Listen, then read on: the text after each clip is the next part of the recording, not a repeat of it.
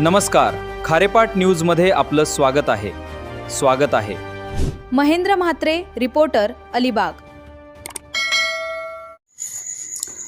रायगड जिल्हा परिषदेचे पशुसंवर्धन सभापती वैकुंठ रवींद्र पाटील यांनी अष्टविनायक क्षेत्रातील श्री बल्लाळेश्वर पाली येथे संकष्टी चतुर्दशीच्या दिवशी दर्शनाचा लाभ घेतला।